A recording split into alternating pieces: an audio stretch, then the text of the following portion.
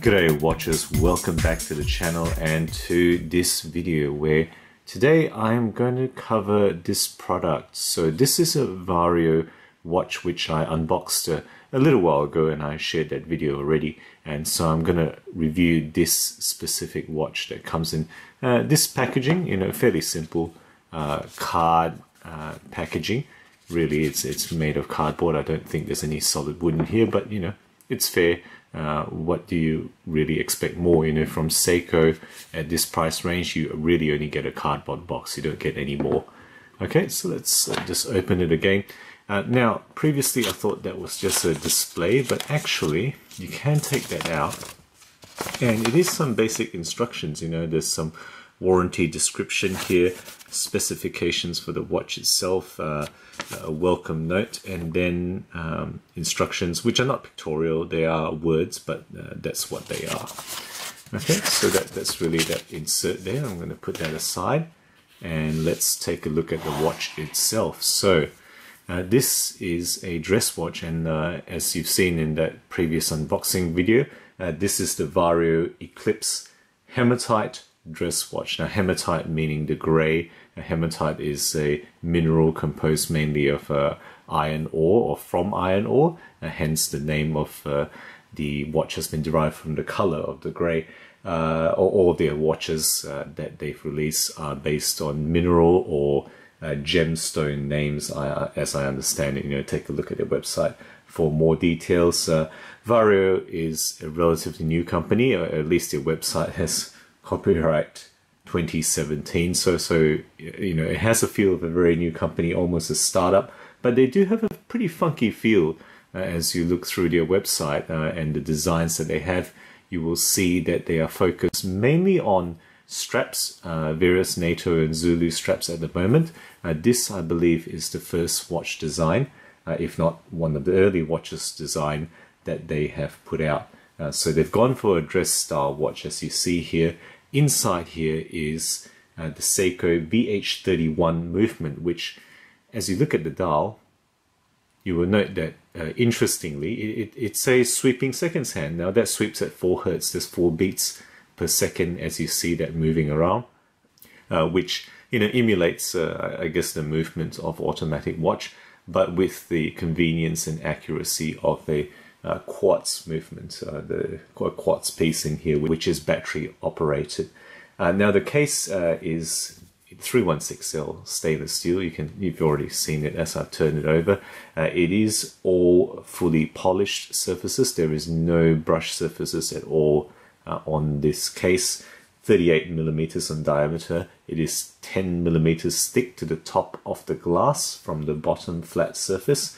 And it comes with 20 millimeter lugs, which is pleasing, and allows you to swap out the straps very easily. The lug to lug length, if you're interested, is 45 millimeters. So the case back, you can see there is a fastened case back with 4 screws with that eclipse motif. Now you might be wondering what's that picture got to do with an eclipse. So just looking closely here, this Chinese words here, 天狗 Xi Ye, is literally translated as sky dog eclipse moon, and more elegantly and properly translated as the heavenly hound devours the moon. That's a Chinese mythological story explaining the origin of the lunar eclipse. You can take a look at the Varjo website blog link there for the explanation of that mythology. And that's where the name Eclipse has been derived. And I think they refer to the companionship of the hound, the loyalty, and hopefully this will be a loyal companion to you as you use a watch. And I guess for me, I always have a watch with me, so a watch is a companion I always have. So, interesting take there on the mythology. Right, so looking at the dial is probably the most striking feature to me anyway. It is a grey sunburst, and this is bursting like nobody's business. Probably the most I guess, sunbursty dial I have seen. I don't know whether that's a word, it probably isn't, but it just it just reflects the light, really actively. That may be plus or minus. It may catch your eye when you don't want it to, and it may make it maybe sometimes a little bit more difficult to read, particularly with the gray contrasting with the hands there. But I really find that quite interesting. It's a very simple, elegant design. You can see it's just got the printed markings there. There's no numbers, just simple markings. And the only thing on the dial is Vario. There's no, it doesn't say quartz or made wherever. Even the automatic ones that they offer don't say automatic. Just simple, minimalistic, which I can appreciate. And even the hands, you can see 3 hands, no date, and simple metal polished steel hands there. There is no lume on this watch, as is appropriate for a dress watch, and the sapphire crystal, and yes, they've gone for sapphire, is fairly nicely domed. Not super special, but I like it how they've gone for a domed look rather than a more simple flat thing. I think the dome does add something. Okay, so moving on, the band is, you can see underneath here is actually leather. So Vario on one side, and yes, Harris tweed. You may have been wondering what it is. It is Harris tweed. It is a wool weave material that is backed on the leather.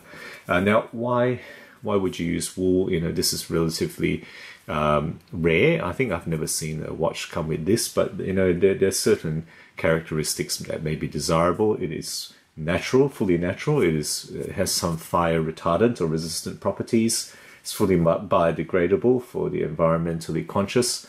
It is really quite durable. It's got elasticity that will make it last through a lot of beating. It's got some static resistance, stain resistance properties. It doesn't transmit a lot of heat, so it stays cool.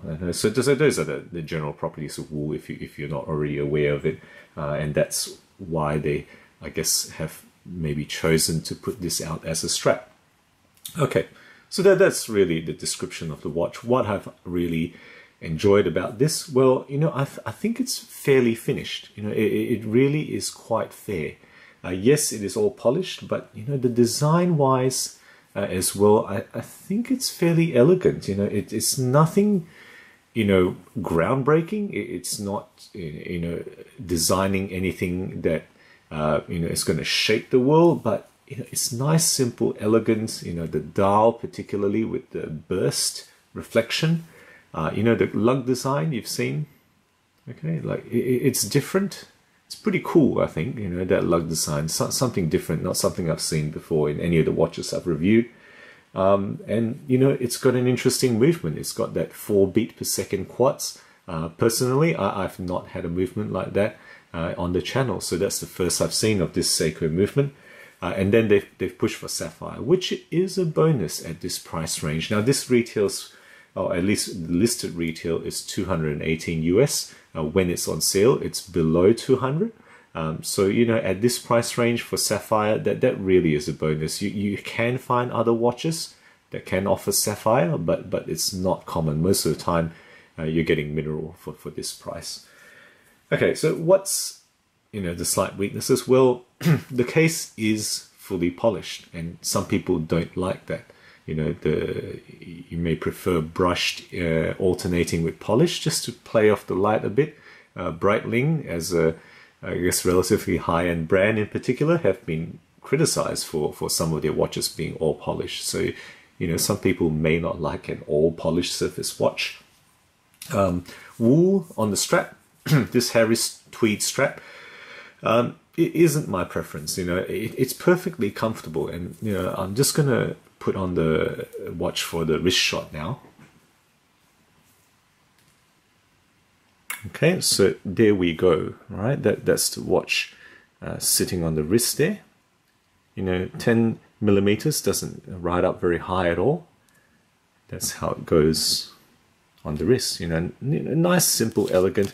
But again, wool, it isn't my personal preference. Let me know if you've used this on a strap before, or have watches that you have that have had this material.